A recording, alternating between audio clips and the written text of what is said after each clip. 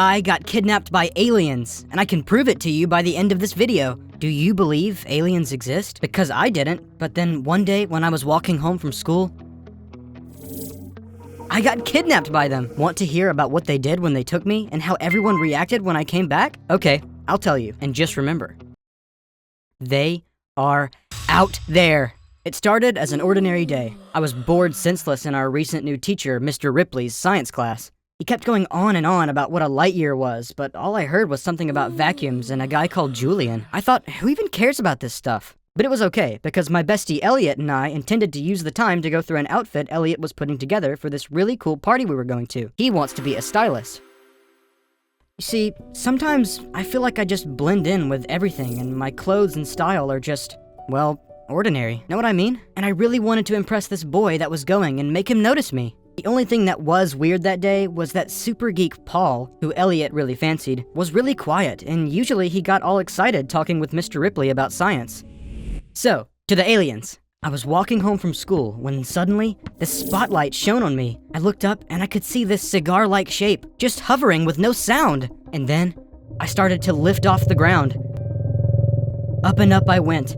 And the weird thing was that I didn't feel scared at all. I felt safe. And inside looked so much bigger than the outside. You know, like a TARDIS? There was a whole science lab going on in there. Sorry, I can't show you much. You know, NASA rules and all. Oh, I'm guessing you want to know what the aliens looked like, right? Well, for starters, you know the stereotypical alien we all see that is green with the big eyes and the long arms? Wrong. Yep, they aren't green. They are like transparent, but also there, like a chameleon that blends into the background. And they seemed like they were all exactly the same height, and much shorter than me, and I'm 5'4". Really wish Mr. Ripley had been there. He'd have loved all of this. So, what did they do to me?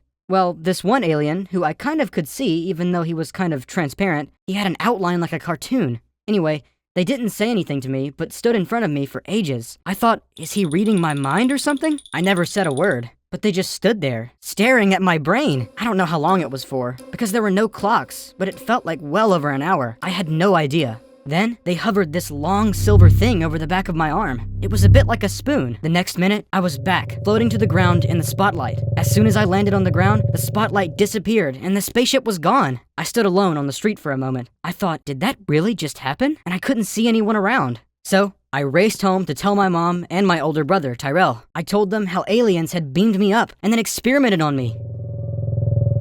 But I could instantly tell they didn't believe me. Mom said I should take a break from studying.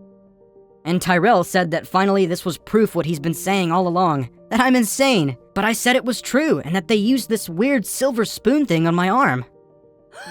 I realized that I had this mark on my arm that definitely wasn't there before, but Mom was furious as she thought I got a tattoo, and Tyrell asked why I had to be a drama queen all the time. But I insisted my alien story was true, so much so that the next day, Mom took me to the doctors. The doctor examined it, but then stumbled over their words and said it was likely a reaction to a plant. But I could tell they had no idea what it was. That's when things got really bad. I was minding my own business, telling Elliot how I was kidnapped by aliens, when this bully type, Davies, pointed out my mark and told the whole class I hadn't washed. So Elliot immediately tells them, no, actually, she was kidnapped by aliens. Well, you can only imagine what went down next. Everybody wanted to know all about it, and whilst the whole class laughed their heads off, Mr. Ripley didn't confirm or deny whether he believed me or not. I thought no one believed me, but then, that evening, the craziest thing happened. NASA, that's right, NASA, showed up at our door, said that Mr. Ripley had tipped them off as he was concerned. I was like, did he believe me? Anyway, they said they were testing my brainwaves, and they took loads of scans and photos of my arm. But they, too, kept stumbling over their words and told me it was likely that I had simply fallen asleep and it was a dream, and something like trash was on the ground and burned into me as it was hot. I mean, what? I could tell she didn't know. And so was my life. I was known as the freaky alien girl. People would walk past and do Spock's Vulcan sign or shout out, I am Tai, and laugh. Weirdly though, Davies stopped picking on me about it and suddenly started to be quiet and not really say anything to anyone. I was relieved, and Mr. Ripley was all over me, asking me how I was feeling and if I'd seen the aliens again. But the worst thing was that I was uninvited to the cool party. Then I realized it was probably just as well as my crush joined in laughing at me with everyone else. And the thing is, in all of this, I kept thinking, but it's all true. I did get kidnapped by aliens. I had to do something. I had to make everyone believe me. But how? I even went back to where the aliens had taken me. I shouted, "Why take me and leave me with all this mess?" But no one responded. Weirdly, I did see Elliot's nerdy crush, Paul, and I thought he saw me, but he must not have. And it all came to head in assembly. It felt like everyone was looking at me. I thought, aliens, now this is a good time for a kidnap. But no! And to make it worse, Mr. Ripley took assembly and went on about how everyone should be open to the possibility that there could be more life than just Earth. Then, someone shouted out for me to tell my alien story, and everyone joined in to get me to do it, even though Mr. Ripley told everyone to pipe down, and no, I wasn't doing that. Some people started booing me, and I saw red. I stormed onto the stage, and Mr. Ripley looked, well, shocked and didn't know what to say, but I did.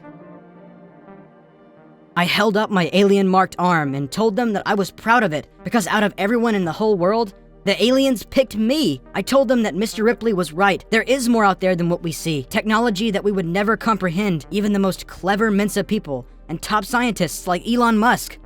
Then someone heckled me and said Elon Musk wasn't a scientist, and I said that's not the point. I said how the government have even released footage of supposed aliens. There is this one where literally a pilot is all like, "I don't know what this is. Look it up online." And don't forget, people see aliens all the time, all over the world. There has to be some truth in it. I am proof that aliens exist. And I shouted out, "So who is with me? Who believes?"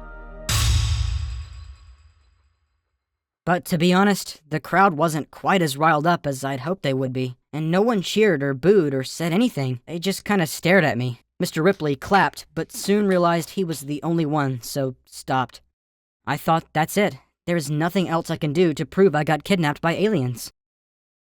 But then, the most amazing, brilliant, stupendous thing happened next. Paul stood up, rolled up his sleeve, and showed the same mark as me. Everyone gasped. I think it was probably the world record for the most gasps on That's My Story. Paul said, "I believe, because I was kidnapped by aliens too. No wonder he'd gone all quiet." Then you'll never guess what. Davey stood up and rolled up his sleeve and showed the same mark, and he said, "I believe, as I've been kidnapped by aliens too." No wonder he stopped picking on me. Then 3 other people stood up and showed their arms. And then a teacher. Well, Mr. Ripley fainted. Anyway, it turns out they daren't say anything after they saw the reaction I got. And twist alert, I also found out that Mr. Ripley had been undercover and sent from the government to investigate aliens, as there had been rumors about alien sightings in our area, although he wouldn't confirm or deny whether he believed they actually existed. So let me know if you've had an encounter with an alien. Do you think people would have believed you if you were kidnapped by aliens? Oh, and if you liked my story, then check out my friend Robin's story, who had an actual alien inside of him. And always remember, they are out there.